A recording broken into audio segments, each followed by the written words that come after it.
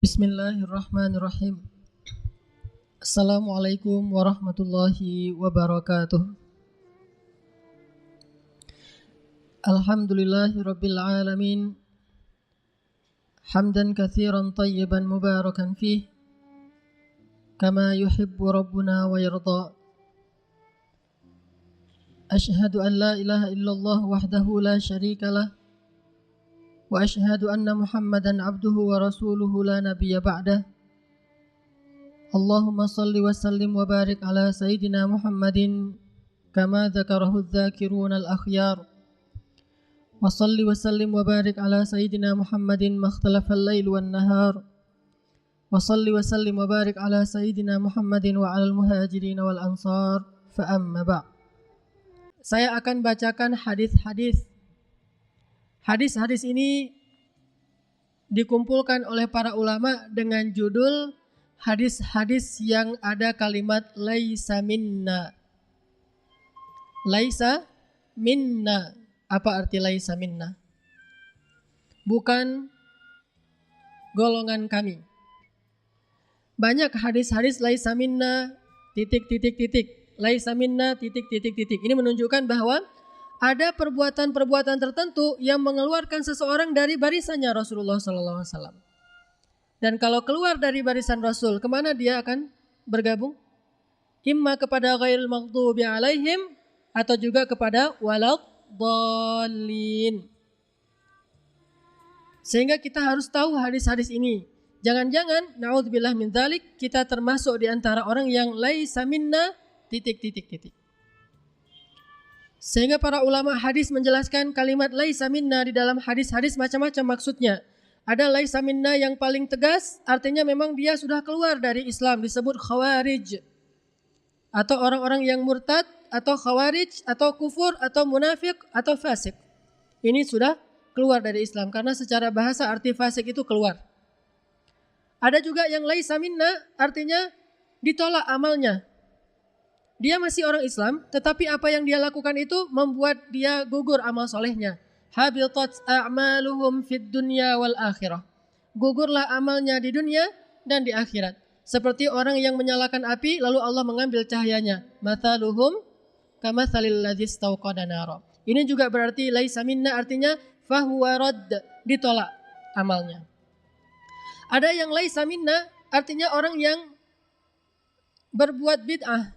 Itu arti laisa minna. Ada laisa minna juga berarti dia menentang kami. Arti laisa minna berarti dia memerangi kami, menentang kami, atau menghujat kami.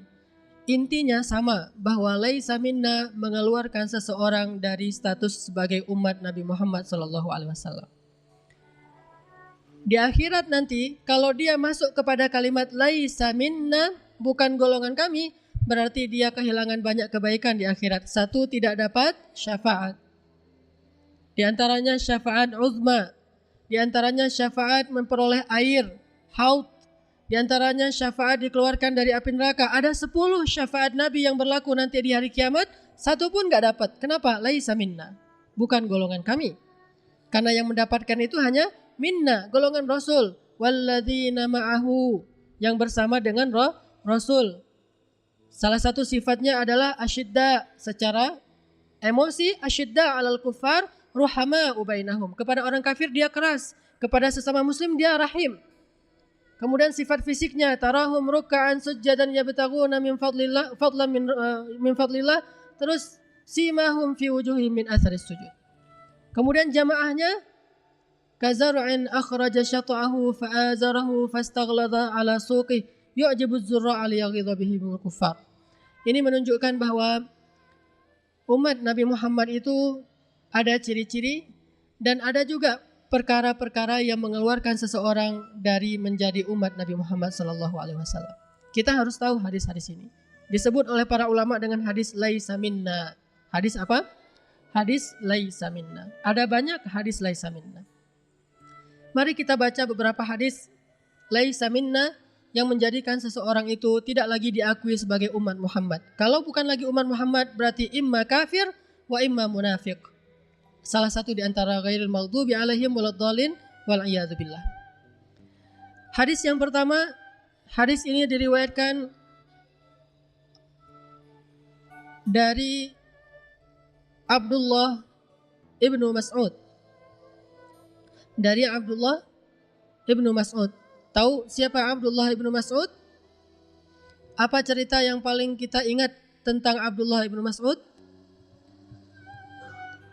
Menghafal surat Al-An'am 1 juz hanya dengan sekali dengar. Dengar sekali ayat itu dibacakan, 1 surat, 1 juz panjangnya. Langsung hafal. Ya Rasul, saya sudah hafal, boleh saya store hafalan? Ketika dia store hafalan, 1 huruf pun tidak ada yang salah. Abdullah ibnu Mas'ud. Apa kata Abdullah ibnu Mas'ud? Qala an-nabiyyu sallallahu alaihi wasallam. Rasulullah sallallahu alaihi wasallam bersabda, "Laisa minna man latamal khadud wa syaqqal juyub wa da'a bid'awil jahiliyah." Bukan golongan kami. Kami di situ siapa? Nabi dan sahabat. Bukan golongan kami yang menampar-nampar wajahnya dan menyobek-nyobek kerah bajunya dan berbicara dengan ucapan-ucapan jahiliyah. Hadis ini rawahu Bukhari wa Muslim. Imam Al-Bukhari meriwayatkan hadis ini dalam kitab Janaiz dan Imam Muslim dalam kitab Iman. Bukan golongan kami yang menampar-nampar wajahnya atau kepalanya, kemudian menyobek-nyobek kerah bajunya dan juga berucap dengan ucapan-ucapan jahiliyah. Apa maksud dari hadis ini? Apa? Ada yang tahu maksud dari hadis ini apa kira-kira? Maksudnya adalah bukan umat Nabi Muhammad apabila dia sedang dalam keadaan sedih, kemudian dia berkeluh kesah dan meratapi kesedihan. Itu maksudnya. Kebiasaan orang Arab apabila ditimpa dengan satu musibah, misalnya kematian, maka perempuan-perempuan mereka akan dikumpulkan di satu rumah untuk bersedih rame-rame. Mereka akan menyobek-nyobek kerah baju mereka. Mereka akan menarik-narik, mencambak-cambak rambut mereka. Kemudian mereka juga akan meratap dengan mengatakan kalimat-kalimat syair tentang kesedihan. Aduhai celaka, sesungguhnya dia adalah tulang punggung keluarga. Aduhai betapa sedihnya saya. Aduhai betapa hilangnya perasaan saya. Aduhai telah pergi jantung hati saya, segala macam. Ini syair-syair jahiliyah, da'wil jahiliyah. Jadi ada 3 di situ. Memukul-mukul tubuhnya sendiri atau wajahnya, menyobek-nyobek baju, kemudian berucap dengan ucapan jahiliyah. Ini terjadi pada orang-orang jahiliyah sebelum Islam. Datang Islam, maka tidak boleh lagi orang meratapi kesedihan. Baik itu kesedihan karena kematian, ataupun kesedihan karena apapun, dia tidak boleh meratapinya. Dia tidak boleh izhar kepada manusia. Dia tidak boleh mudhaharah. Dia tunjukkan kepada manusia bahwa betapa sedihnya saya. Kita bisa lihat ini di tengah-tengah masyarakat kita, salah satunya adalah apa yang dilakukan oleh orang-orang Syiah. Bagaimana ekspresi orang Syiah pada hari yang kata mereka adalah hari Karbala? Mereka akan menyakiti tubuh mereka sendiri dengan cara menggunakan alat-alat tajam, kemudian berdarah-darah, kemudian kepalanya disayat-sayat, bahkan kepala bayi-bayinya juga disayat. Ekspresi rasa sedih karena terbunuhnya Husain. Begitu juga hari peringatan wafatnya Fatimah, ekspresi karena disakitinya Fatimah yang kata mereka oleh Abu Bakar dan Umar. Sehingga mereka mengekspresinya dengan menangis rame-rame. Coba nonton, kalau di parabola itu ada namanya TV, Hadi TV. Hadi TV, ini TV Syiah versi Indonesia. Kalau versi Arab, Al-Manar. Kalau versi Indonesia, Hadi TV. Di Hadi TV ini, saya pernah nonton live acara peringatan wafatnya Fatimah. Semua mereka berkumpul, kemudian mereka menangis rame-rame. Si ustadznya mengatakan, makin kuat kita menangis, makin deras air mata kita, makin kita cinta kepada Fatimah, makin besar rasa kehilangan kita, sehingga diampunkanlah dosa-dosa kita. Ini adalah da'wil jahiliyah. Ini adalah cara-cara jahiliyah. Pernah dilakukan oleh orang-orang sebelum kita. Di antaranya adalah bunuh diri massal yang terjadi di beberapa millah, beberapa agama karena wujud dari ekspresi kesedihan mereka. Ada juga terjadi pada umat Nasrani dengan meyakini bahwa Isa itu disalib, akhirnya mereka memperingati hari penyaliban Isa dengan cara menyakiti diri sendiri. Ini semuanya da'a bida'wil jahiliyah. Masuknya kemana? Dhalin. Masuknya kepada dhalin. Bukan umat Muhammad yang seperti itu. Terus apakah kita yang tidak mengikuti cara-cara seperti ini tidak sedih dengan Karbala? Tidak sedih dengan nasib cucu Nabi Hasan dan Husain? Tidak sedih dengan nasib Ali bin Abi Thalib? Tidak sedih dengan nasib banyak sahabat-sahabat yang dibunuh oleh orang-orang Khawarij? Sedih sekali. Tetapi ekspresi kesedihan kita tidak boleh dengan da'wil jahiliyah, latamal khadud, wasyaqqal juyub. Memukul-mukul, menampar-nampar wajahnya dan menyobek-nyobek kerahnya, kemudian juga berucap dengan ucapan-ucapan jahiliyah. Ini tidak boleh. Ini termasuk sifat-sifat jahiliyah. Tapi insya Allah kita di sini tidak termasuk yang ini. Bagaimana dengan contoh yang lain? Bagaimana contoh yang lain? Banyaknya pemuda ketika putus cinta, ketika ada masalah dengan pacarnya, ketika ada masalah di keluarganya, dia ekspresikan kesedihannya lewat syair-syair yang kemudian dinyanyikan. Apa bedanya dengan da'a bida'wil jahiliyah? Karena da'a bida'wil jahiliyah itu artinya membuat syair-syair kesedihan, syair-syair duka cita untuk dibacakan ketika ada masalah. Kalau kita belajar ilmu sastra Arab, kita akan banyak membaca namanya syair-syair jahiliyah. Di dalam syair-syair jahiliyah itu ada banyak macam.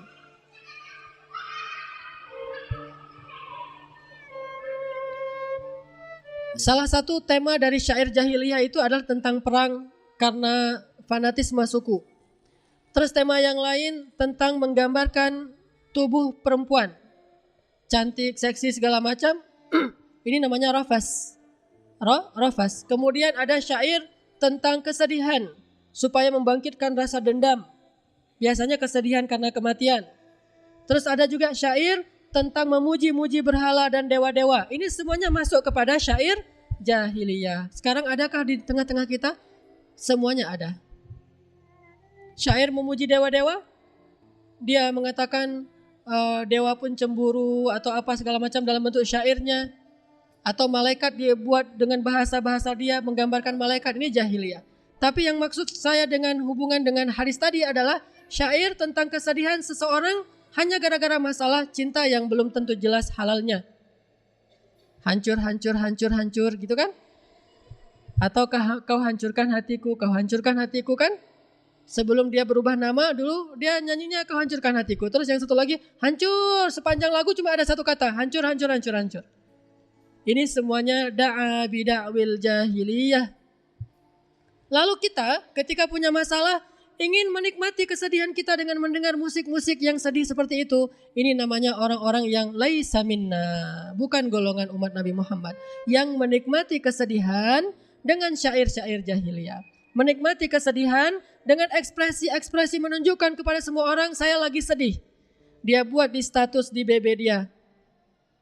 Kalimat-kalimat bahwa saya paling sedih di dunia, saya sedang sedih. Wahai orang-orang yang ada di kontak saya, ketahuilah bahwa saya sedang sedih. Terus dia buat dalam bentuk foto. Fotonya macam-macam yang mengindikasikan bahwa dia sedang sedih. Semua ini idharus syakawa kata ulama. Apa arti idharus syakawa? Menampilkan, mengekspresikan keluh kesah. Innal insana khuliqa halu'a idza massahu asy-syarru jazu'a wa idza massahu al-khairu manu'a illal musallin. Apa maksudnya? Manusia itu kalau dikasih ujian dia mengeluh sampai berputus asa, kalau dikasih nikmat dia jadi kikir dan lupa diri. Solusinya minimal dua di situ, salat dan sedekah. Kalau dia banyak nikmat, sedekah, jangan lupa diri. Kalau dia lagi banyak masalah, salat. Karena kata Ibnu Abbas, annan nabiyya idza hasibahul amr fazi'a ila shalah. Nabi kalau ada masalah sedikit aja salat. Ada masalah salat. Kenapa? Curhatnya kepada Allah. Di tengah malam, tidak ada yang tahu. Ini idharus syakawa kepada Allah. Ya Rabbi inni wahanal azmu minni. Kan itu curhat kan?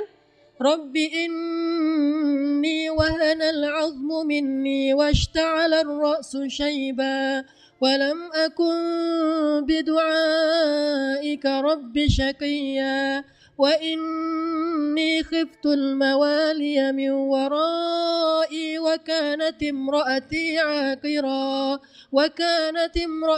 aqira fahab li min ladunka waliya. Itu curhat siapa?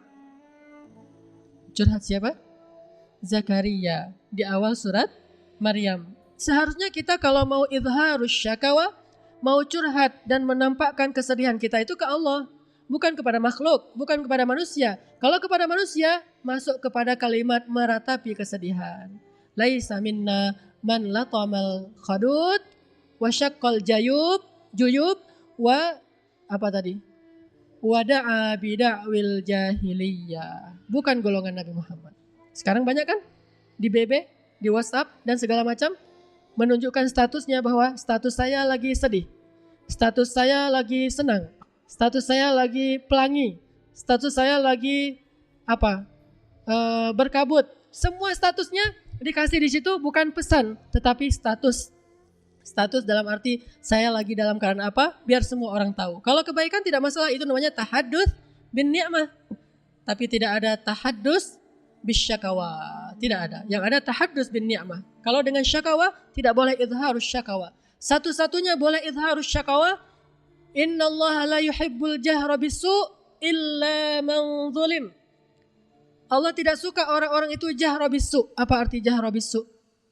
Menampilkan hal-hal yang buruk tentang orang lain atau tentang nasibnya, illa man zulim, kecuali kalau dia terzolimi, dia boleh.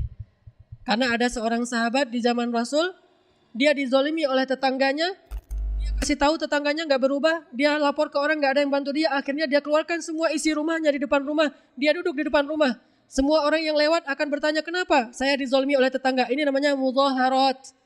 Mudhaharat kemudian jadi bahasa modernnya demonstrasi. Bahasa Arabnya mudhaharat. Bahasa di zaman Nabi izharus syakawa, jahru bisu, menampilkan nasib yang buruk untuk melaporkan kepada masyarakat bahwa kami sedang terzalimi supaya orang lain membantu, itu boleh. Itu jahru bisu satu-satunya yang dibolehkan. Kalau sekarang misalnya di Mesir, rakyat Mesir dizalimi oleh militernya, dizalimi oleh Asisi, maka mereka mudhaharat, turun ke jalan. Siapa bilang itu bid'ah? Siapa bilang itu enggak mencontohi Rasul? Sahabat pernah mudhaharat, cuma istilahnya beda. Istilahnya jahra bisu, menampilkan nasib yang buruk, karena dia illa man zulim. Allah la yuhibbu jahra bisu illa man zulim. Jadi boleh. Dengan syarat dia menampilkan yang wajar, bukan kalau di zaman kita kan misalnya mudhaharatnya, demonya itu bukan karena terzalimi, demonya itu karena kepentingan. Kalau demonya karena terzalimi, dia berhak. Misalnya orang-orang yang terzalimi karena dia diambil hartanya, tanahnya diambil tapi tidak diberikan ganti rugi segala macam, lalu dia demo di depan kebunnya, di depan rumahnya, maka ini boleh. Ini namanya jahra bisu, dibolehkan dalam agama. Tapi kalau urusan pribadi, urusan keluarga, kita kasih tahu ke orang lain banyak, ini berarti kita telah termasuk orang-orang yang meratapi kesedihan. Laisa minna, bukan golongan kami. Biar kita saja yang tahu masalah kita. Kalau kita perlu orang lain membantu kita, hanya kita kasih tahu kepada orang yang bisa membantu kita. Banyak dari kita itu mencari hiburan dengan curhat. Sesungguhnya hiburan orang yang beriman itu curhatnya kepada Allah Subhanahu wa taala. Wa ilallahil mushtaka, kata para ulama. Wa ilallahil mushtaka fala haula wala quwata illa billah. Saya pernah mendengar ceramah Usamah bin Laden di gua. Takut mendengar namanya? Tidak boleh takut. Tidak ada yang mengatakan dia teroris kecuali munafik. Karena ulama-ulama di seluruh Timur Tengah mengatakan dia ulama, hafiz, mujahid, nahtasibuhu syahidan insyaallah. Dan kita berharap dia dapat peroleh pahala syahid. Apa kata Usamah? Umat kita dalam keadaan fitihin azim. Tih itu artinya terkatung-katung, terlunta-lunta, nggak jelas nasibnya. Itu tih bahasa Arab. Fi tihin azim, taihun. Dalam keadaan terlunta-lunta, nggak jelas. Mereka sedih untuk sesuatu yang tidak perlu disedihkan. Mereka gembira untuk sesuatu yang tidak perlu digembirakan. Makanya likaila tafrahu bima atakum wala tahzan ala ma fatakum. Janganlah kalian bergembira dengan apa yang Allah berikan. Jangan pula kalian menjadi orang yang sedih dengan apa yang Allah ambil dari kalian. Ini semuanya sedih dan gembira yang tidak benar. Kalau sebelumnya kita bahas apa? Gembira kan? Tertawa dalam Islam. Sekarang kita lihat tentang menangis dalam Islam seperti apa. Boleh menangis, apa salahnya air mata. Tapi tidak boleh izhar. Menampilkan kepada orang lain betapa kita itu air mata kita udah habis. Ini laisa minna man latama al-khadud wa syaqqal juyub wa da'a bida'wil jahiliyah. Coba banyak orang yang menikmati kesedihan seperti layaknya di film-film yang dia tonton. Film itu fiksi, jangan bawa film kepada kenyataan hidup kita. Dia suka nonton film India misalnya. Coba film India kalau lagi sedih gimana lagu-lagunya? Oh itu habis-habisan tuh, menguras air mata. Nangisnya itu luar biasa kan? Sambil lari-lari, hujan-hujan, nangis gitu ya. Ini film India, dia sengaja mengeksploitasi kesedihan. Sehingga orang yang nonton itu padahal dia tadi habis kenyang makan nasi, terus sama keluarga gak ada masalah, tiba-tiba jadi nangis. Terlibat dalam emosi yang dieksploitasi di dalam adegan film India. Lalu nanti secara alam bawah sadar, ketika dia punya masalah dalam hidupnya, dia akan mencontohi alam bawah sadar ya. Bukan disengaja, dia gak mau juga demikian. Tapi dia secara spontan mencontohi adegan itu. Lalu dia nikmati. Bahkan dia koleksi di dalam MP3 dia. Lagu-lagu dengan playlist judulnya lagu-lagu sedih. Lagu-lagu kenangan. Lagu-lagu semuanya isinya sedih semuanya. Sehingga ketika ada masalah dia lagu-lagu itu dia baca lagi. Dia betapa saya memang benar kayak lagu ini. Saya begini, saya begitu. Ini laisa minna. Bukan umatnya Nabi Muhammad SAW. Terus kalau gitu gak boleh sedih dong Ustaz, boleh menangis. Nabi juga menangis ketika cucu beliau meninggal ya.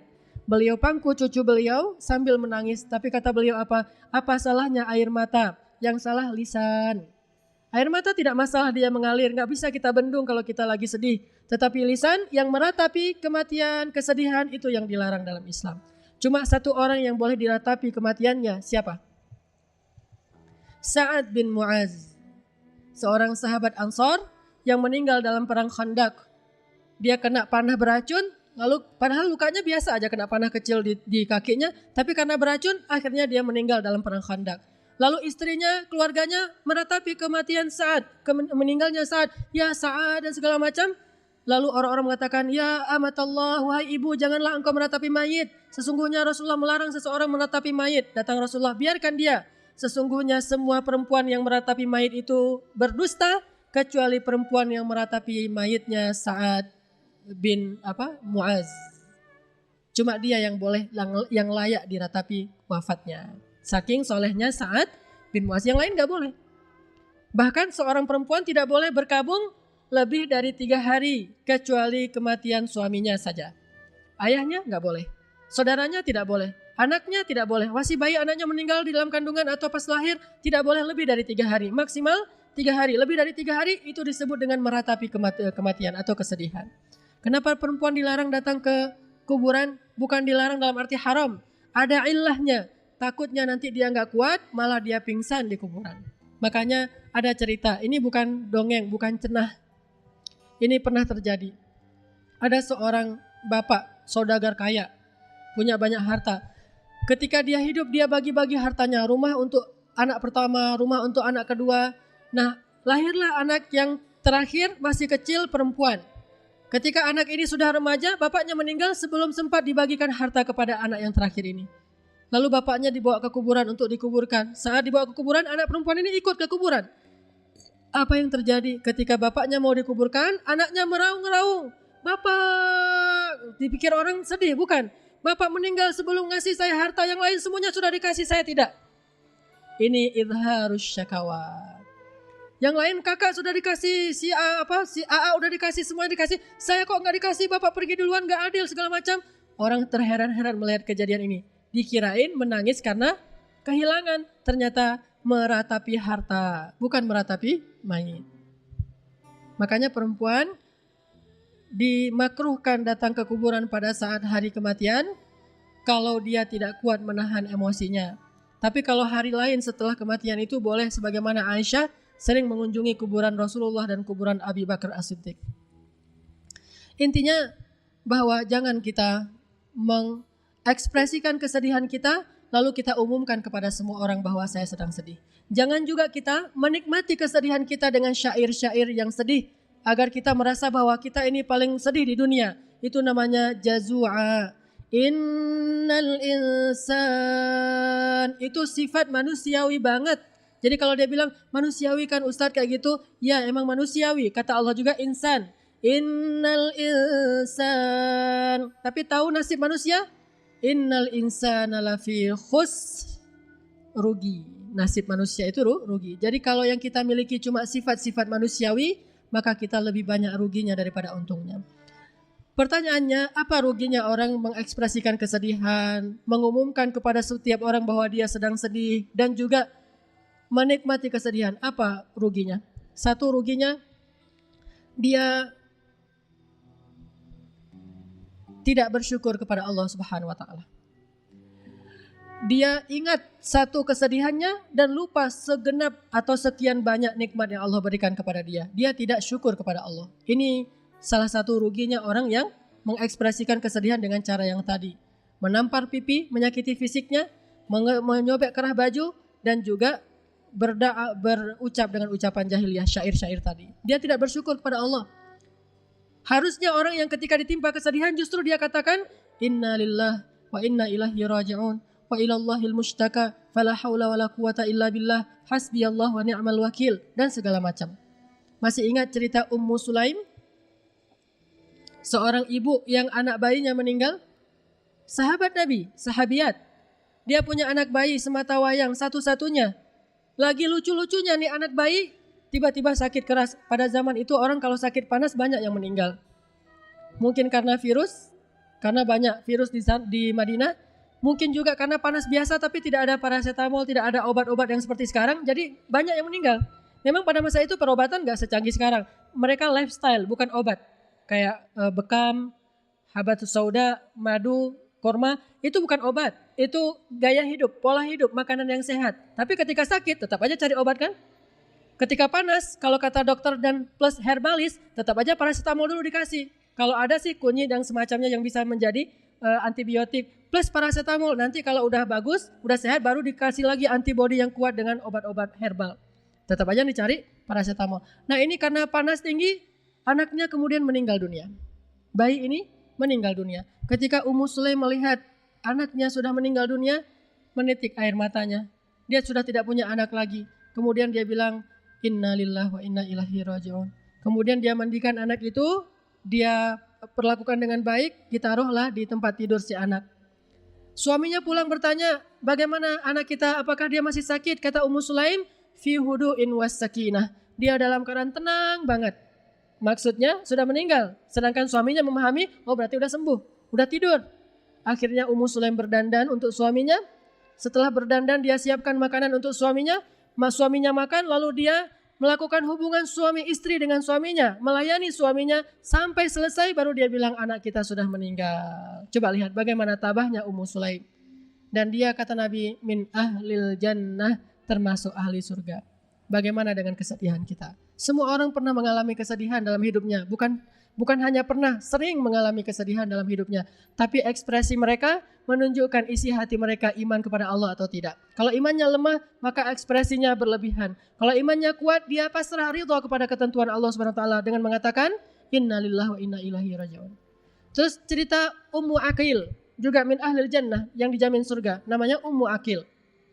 Punya anak satu-satunya, udah rajulan sawiya, anak yang sudah usia cukup untuk berusaha. Dia tidak punya suami. Anaknya pergi berjihad dan Ummu Aqil mengatakan, bawalah onta ini untuk kendaraan kamu. Berangkat dia dengan onta itu pergi berjihad. Meninggal. Lalu setelah sekian lama datanglah orang ke rumah Ummu Aqil dengan mengendarai ontanya Ummu Aqil. Dari jauh dilihat oleh Ummu Aqil, ini onta saya. Tapi yang menungganginya saya tidak kenal. Ketika udah dekat orang-orang mengatakan, ya Ummu Aqil, sesungguhnya Aqil telah menghadap Allah Subhanahu wa taala. Lalu Ummu Aqil menjadi sedih mendengar berita itu, tetapi beliau diam saja, tidak tahu harus berucap apa. Kemudian beliau katakan, kalian jangan pulang dulu, tunggulah sebentar, saya akan siapkan makanan untuk kalian. Coba lihat, dalam keadaan sedih, dia masih menjamu tamu. Tamu yang datang membawa berita itu, bukan dia usir, kau sama masuk rumah saya, tutup pintu rumah, bukan. Bukan dia peluk bantal, dia siapkan tisu, bukan. Dia malah mempersiapkan makanan. Disuruh, duduklah sebentar kalian, saya akan mempersiapkan makanan. Dia masak di belakang, semuanya dalam keadaan berduka cita. Lalu dia beri makanan kepada tamu-tamu yang datang. Lalu dia bertanya, siapa di antara kalian yang hafal Al-Quran? Salah seorang sahabat yang datang waktu itu, sahabat Nabi mengatakan, saya hafal sebagian Al-Quran. Kata Ummu Aqil, hiburlah saya dengan ayat-ayat yang berkaitan dengan masalah ini. Lalu dia bacakan, وَلَنَبْلُوَنَّكُمْ بِشَيْءٍ مِّنَ الْخَوْفِ وَالْجُوعِ وَنَقْصٍ مِّنَ الْأَمْوَالِ وَالْأَنفُسِ وَالثَّمَرَاتِ وَبَشِّرِ الصَّابِرِينَ. Ayat sabar. وَبَشِّرِ الصَّابِرِينَ الَّذِينَ إِذَا أَصَابَتْهُمْ مُصِيبَةٌ قالوا إنا لله وإنا إليه راجعون. Dibacakan oleh sahabat yang hafiz. Apa kata Ummu Aqil? Inna lillahi wa inna ilaihi raji'un. Maka damailah sudah hati saya terhibur dengan ayat ini. Ini namanya mukminah. Ini baru orang yang beriman. Inilah umat Nabi SAW. Jadi tidak mengeluh, kemudian dia menjadi tidak bersyukur kepada nikmat Allah. Padahal yang diambil Allah sedikit, yang dikasih banyak, dia malah mengeluhkan yang sedikit tadi. Apa rugi yang lain karena dia mengeluh tadi? Rugi yang lain adalah melemahkan mentalnya sendiri. Membuat dia jadi orang yang lemah dan dia menikmati kelemahan itu. Menganggap dirinya tidak berdaya, menganggap hidupnya sudah usai, menganggap bahwa dunia ini tidak ada lagi gunanya, tidak perlu dilanjutkan hidupnya. Ini orang yang melemah mentalnya. Banyak laki-laki di zaman kita yang akhirnya bunuh diri gara-gara masalah sepele. Apa sepelenya? Tidak diterima cintanya. Sehingga dia bunuh diri. Pernah saya lihat di TV One berita sebulan yang lalu. Di daerah Jawa Timur, seorang pemuda naik motor di depan rumah perempuan yang dia cintai, tapi perempuan itu sudah dikhitbah oleh laki-laki yang lain. Sudah dilamar oleh laki-laki yang lain. Jadi putus cinta kan? Karena putus cinta, akhirnya dia naik motor kencang, lalu lalang depan rumah itu. Terus ada truk berhenti di situ, dia tabrakin dirinya ke truk, bunuh diri depan ceweknya untuk ekspresi aku cinta sama kamu. Lo lihat nih, bukti cinta gue nih, gue bunuh diri. Nah ini idharus syakawa, menampilkan betapa dia itu adalah orang yang paling sengsara. Gara-gara kamu hidup saya tidak lagi berarti. Ada lagu, tapi saya tidak suka mendengar nama grupnya. Namanya Nama Nabi. Lagunya hidup untukmu, mati tanpamu. Hidup untukmu, mati tanpamu. Ini idharus syakawa yang paling menyedihkan. Ini orang yang paling lemah di dunia. Enggak boleh seperti itu. Orang Islam tidak bisa seperti itu. Memang kita pikir Rasulullah itu enggak pernah putus cinta? 2 kali. Tapi apakah itu mempengaruhi mental beliau? Biasa-biasa aja tuh. Bagi mereka itu bukan hal besar. Dengan siapa beliau? Saya lupa nama perempuannya. Tapi ini adalah anaknya Abu Thalib. Nabi melamar perempuan ini ketika beliau belum menikah dengan Khadijah. Tetapi apa kata Abu Thalib? Ya Muhammad, dulu ayah kamu menikah dengan Bani Fulan, mereka menyerahkan Aminah ibu kamu untuk ayah kamu. Sekarang kami ingin membalas jasa mereka dengan cara menyerahkan putri kami untuk pria mereka. Jadi aku sudah menunangkan putriku ini dengan pria itu, jadi aku tidak bisa menerima engkau wahai Muhammad. Nabi tidak jadi menikah, padahal beliau cinta kepada perempuan itu. Ya sudahlah, menikah dengan Khadijah. Lalu ketika Khadijah wafat, Nabi terluntar-luntar lagi kan, terkatung-katung. Beliau pergi ke Taif, berharap keluarga ibunya di Taif mau menerima beliau. Malah beliau diusir, seperti orang gila diperlakukan, diledekin sama anak-anak kecil. Orang gila. Yang budak-budaknya mengejar beliau pakai tongkat, yang perempuannya melempari beliau dengan batu. Menyedihkan nasib beliau di Taif. Beliau keluar masuk kebun kurma, lari dari kejaran orang-orang. Seperti maling ayam dikejar di Taif, kasihan. Dalam keadaan pelipis beliau terluka kena lemparan batu, keringat, sedih, beliau curhat kepada Allah di daerah Nakhlah. bacaan Al-Quran beliau itu menggetarkan gunung sehingga malaikat gunung akhirnya marah gara-gara mendengar curhat Nabi Muhammad kepada Allah. Ya Rabbi, aku adukan kelemahanku. Engkau melihat bagaimana hari ini aku diperlakukan. Aku diusir, aku dilempari, aku diledakin segala macam. Tapi tidak masalah ya Allah asalkan engkau ridho kepadaku. Lihat, ini orang mukmin. Tidak masalah ya Allah asalkan engkau ridho kepadaku. Tidak masalah semua itu. Lalu Nabi kemana? Nggak bisa pulang ke Mekah karena mau dibunuh. Di Taif nggak diterima. Kemana beliau pergi? Beliau pergi ke Gua Hira untuk kali yang kedua sejak beliau dapat wahyu dulu. Karena sejak dapat wahyu nggak pernah lagi ke Gua Hira kecuali ketika keluar dari Taif diusir beliau ke Gua Hira. Menginap di situ 1 malam. Lapar, haus, lemah, capek, lelah, terusir. Di Gua Hira beliau sedih mengadu kepada Allah. Ya Rabbi, ya Rabbi, ya Rabbi. Ini syakawanya mukmin. Lalu datanglah seorang laki-laki Quraisy kafir tapi dia baik kepada Rasul, menjemput Rasulullah ke Gua Hira dan membawa pulang ke Makkah. Di Makkah di mana beliau nginap? Di rumah perempuan yang tadi beliau lamar tetapi tidak diterima oleh Abu Talib, sepupu beliau. Perempuan ini kemudian menempatkan Rasul bukan di rumahnya, di luar rumahnya. Akan ada banyak ruang tuh, beliau di rumah itu, tapi milik perempuan tadi. Dan perempuan itu kemudian sudah ditinggalkan suaminya, entah meninggal entah cerai, jadi janda. Nabi melamar perempuan ini karena dia sudah janda untuk menjadi pendamping beliau, karena beliau butuh seorang perempuan mendampingi beliau karena beliau sendiri. Kata perempuan ini, ya Rasulullah, saya punya banyak anak. Kalau saya menikah dengan engkau, saya khawatir kalau saya lebih berat kepada anak, saya menzalimi suami. Kalau saya lebih berat kepada suami, saya menzalimi anak. Daripada saya menjadi orang zalim apapun yang saya lakukan, maka saya tidak bisa menerima lamaran engkau ya Rasulullah. Maafkan saya ya Rasulullah. 2 kali ditolak. Apakah naik motor terus bunuh diri? Tidak. Loncat dari tawar? Tidak. Loncat dari Ka'bah? Enggak. Ini masalah kecil. Masalah kayak gini aja bunuh diri. Rasulullah biasa aja masalah kayak gitu. Allah ganti dengan Aisyah, diganti dengan Ummu Salamah, diganti dengan Sofiyah, diganti dengan Hafsah, diganti dengan Maria. Kan yang soleh-soleh itu banyak sekali. Allah ganti, tidak kacau dengan satu nama. Aku tidak bisa hidup tanpamu, lebih baik aku mati saja. Apa ini semua?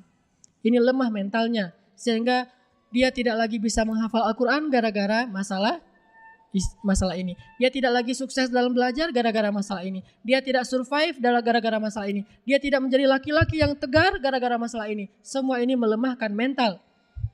Akhirnya Nabi sholat di Ka'bah. Karena sholatnya capek, beliau akhirnya tertidur di Ka'bah. Datanglah utusan Allah, Ar-Ruh, Jibril, membangunkan beliau, lalu dilakukanlah perjalanan Isra dan Mi'raj. Begitu kan alurnya? Ini menunjukkan bahwa Nabi juga banyak sedihnya, sering sedih. Bahkan kata Allah, Qad na'lamu innahu la yahzunuka alladhi yakulun, fa innahum la yukadzibunak, walakinna adh-dhalimina biayatillahi yajhadun. Kami tahu engkau sedih wahai Muhammad.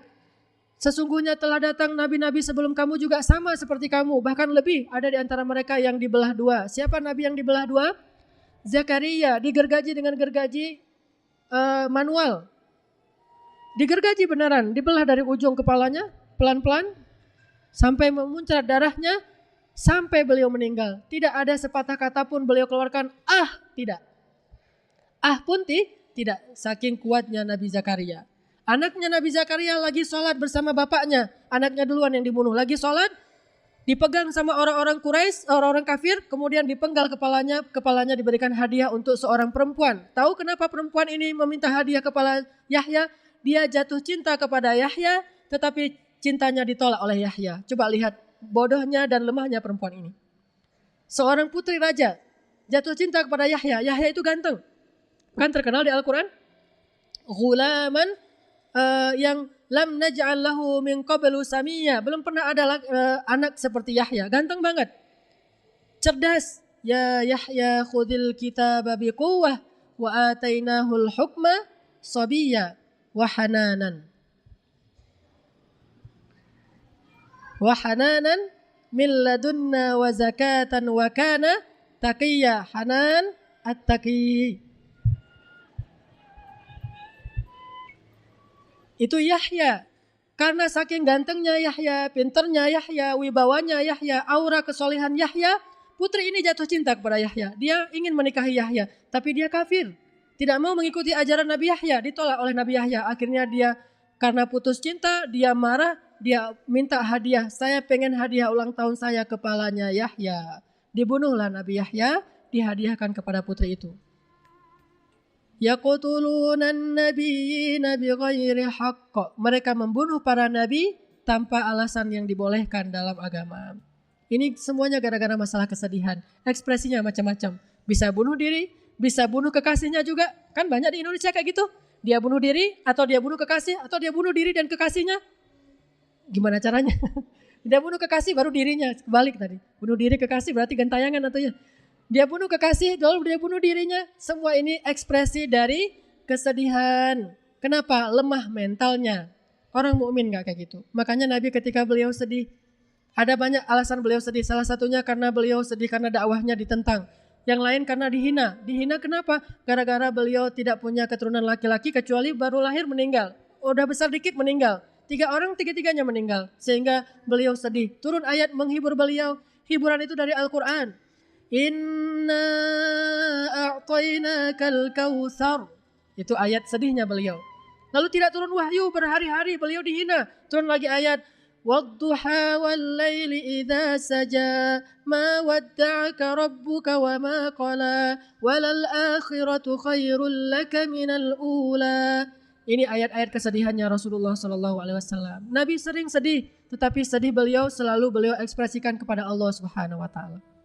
Dengan sholat, dengan baca Al-Quran, dengan muhasabah diri, dengan ibadah-ibadah yang sunnah yang beliau lakukan.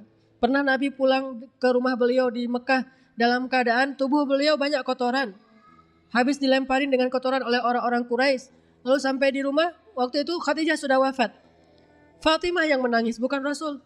Yang menangis Fatimah. Fatimah kemudian mengganti baju Rasulullah, membersihkan kotoran di tubuh Rasulullah sambil menangis. Beginikah mereka memperlakukan engkau ya Rasulullah, padahal engkau khairul bariyah, sebaik-baik manusia? Kata Rasulullah, la ashku, tidak masalah wahai Fatimah, tidak masalah, saya tidak akan mengeluh. Ini namanya mukmin, mentalnya kuat. Kenapa kita hanya dengan masalah sepele lalu berakhirlah hidup kita? Pemuda kita sekarang, music is my life, sehingga mental mereka lemah. Betapa banyak di antara mereka yang stres hanya gara-gara masalah sepele. Gara-gara kebanyakan dengan musik cinta. Dan sebagian besar musik itu isinya cinta-cinta. Dan sebagian besarnya bukan dapat cinta, tapi kehilangan cinta kan? Yang dapat cinta sedikit, yang kehilangan cinta lebih banyak. Sehingga cinta itu disebut dengan ilusi. Kalau bahasa Islam, fata morgana. Menarik, tetapi ketika dikejar, itu tidak ada. Cinta hanya ada bagi orang yang sudah menikah, bagi orang yang beriman, sebagaimana janji Allah, wa ja'ala bainakum mawaddah. Setelah kalian menikah, Allah jadikan di antara kalian cinta, bukan sebelum menikah. Innal ladzina amanu wa 'amilus shalihat sayaj'alu lahumur rahmanu wudda. Orang yang beriman, orang yang beramal saleh, Allah berikan bagi mereka wudda. Apa itu wud? Hub. Apa itu hub? Love. Allah berikan love setelah mereka beriman dan beramal soleh. Sedangkan yang tadi bukan cinta, hawa nafsu. Hawa nafsu, laki-laki kepada perempuan, perempuan kepada laki-laki. Sehingga sudah hidupnya jadi begitu. Mentalnya jadi lemah, tidak bisa berbuat apa-apa. Bagaimana cerita di dalam buku Tenggelamnya Kapal Van der Wijk-nya Hamka. Bagaimana seorang Zainuddin itu hancur lebur gara-gara Hayati pergi. Lalu difilmkan kan? Saya dulu ketika saya SMP, itu saya khatam baca buku itu sampai 5 kali. Karena saya senang sastra, lalu saya baca. Akhirnya itu mempengaruhi jiwa seseorang kan ya. Saya salah baca buku nih, saya tulis banyak novel. Novel saya di laptop ini ada sekitar 10 novel saya. Tapi nggak ada yang dibukukan. Kenapa? Semuanya melankolis. Salah baca buku, akhirnya kebawa. Tentang ada yang gara-gara perang di Aceh, akhirnya tidak jadi mendapatkan yang dia cintai, terus ada yang masalah. Tapi konfliknya itu adalah tentang perang-perang, cuma nanti ada kayak pesan-pesan cinta ya, kan film-film gitu ya.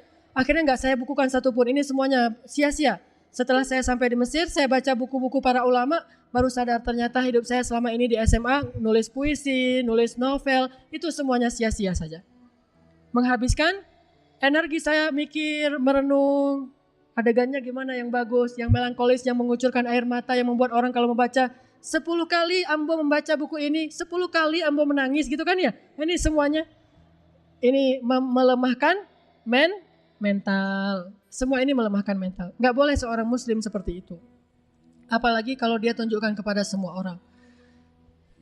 Ingat kisah seorang laki-laki tua dalam kisah Abu Ubaidah bin Jarrah.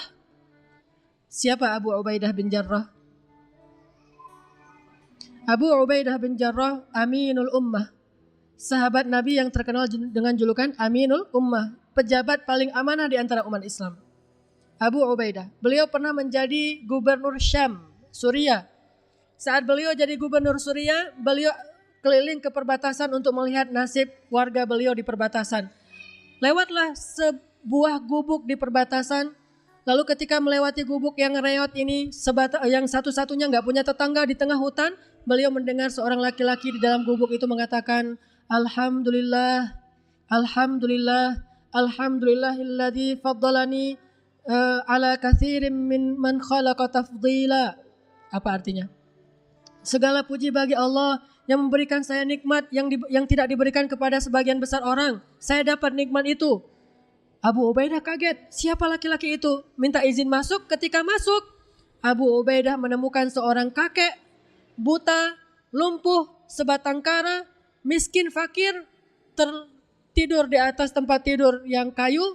Kemudian beliau mengatakan, Alhamdulillah, lumpuh, sakit keras, tidak punya kelebihan apa-apa, harta tidak ada, usianya udah tua, lumpuh, buta, lemah, fakir, sebatang kara. Alhamdulillah, Alhamdulillah, sebatang kara coba. Abu Ubaidah mendekat bertanya, ya Syekh, panggilan untuk orang tua ya. Ya Syekh, saya mendengar engkau terus memuji Allah, mengatakan dapat nikmat yang tidak diberikan kepada sebagian besar orang. Apa nikmat engkau? Saya lihat nasibmu seperti ini. Kata Syekh itu, ada 2 nikmat yang Allah berikan kepada saya dan sedikit orang yang dapat nikmat itu. Abu Ubaidah penasaran. Ini sahabat belajar kepada tabi'in. Bukan tabi'in belajar ke sahabat, kebalik. Bukan sahabat biasa, sahabat 10 orang yang dijamin surga tanpa hisab kan ya.